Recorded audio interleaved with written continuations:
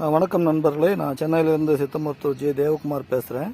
இது வந்து கந்தகம் சுத்தி பண்ணி வச்சுருக்கோம். இந்த சுத்தி பண்ண கந்தகத்திலேருந்து பார்த்தீங்கன்னாக்கா ஒரு 350 கிராம் எடுத்து அதை வந்து வெள்ளரிக்கம் பால் கொண்டு வந்து அந்த வெள்ளரிக்கம் பாலை இவங்க கந்தகத்தையும் சேர்த்து வெயிலில் போட்டு வச்சுருக்கோம். இது என்னன்னாக்கா வெயிலில் போட்டு வைக்கும்போது நல்லா கந்தகம் வந்து எப்பவுமே ஒரு மாதிரி நெல்லிக்காய் கந்தகம்னு சொல்லுவாங்க, ஒரு மாதிரி மஞ்சள் கலரில் இருக்கும். இது வெயிலில் போடும்போது இந்த வெள்ளரிக்கம் பாலோடு சேர்த்து வெயிலில் போடும்போது நல்லா வெள்ளையாக அது வரும். 8 நாள் வெயிலில் போடணும். அதுக்கப்புறம் இந்த மாதிரி படிகாரத்தை நம்ம பொறிச்சு எடுத்து அதை வெளில தட்டி ஊதி எடுத்து சுண்ணமாயிடும். இந்த படிகாரமும் கந்தகமும் சேர்த்து நம்ம புடம் வச்சு எடுத்தோம்னாக்கா அது சுண்ணமாகும்.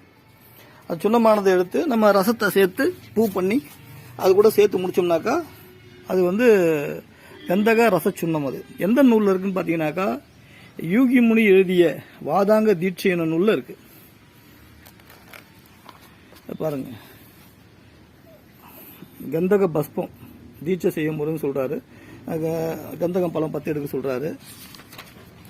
அப்புறம் பார்த்தீங்கன்னாக்கா என்ன சொல்லுவாங்க, வெள்ளரிக்கும் பால், வெள்ளரிக்கனுடைய பால் போட்டு 8 நாள் வெயில் கறி குடிக்கும். குடிச்ச பிறகு கந்தகம் பார்த்துட்டு வெள்ளையாகுன்றாரு. அதுக்கப்புறம் இதை வந்து சீன சுண்ணம் சேர்த்து புடம் வைக்க சொல்கிறாங்க.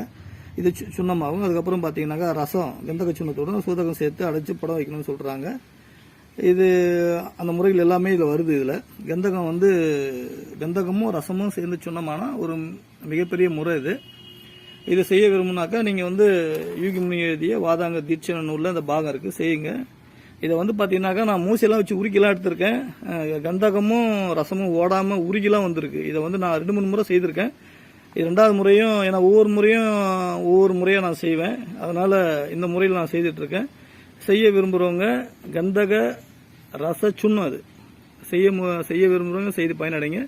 நன்றி நண்பர்களே.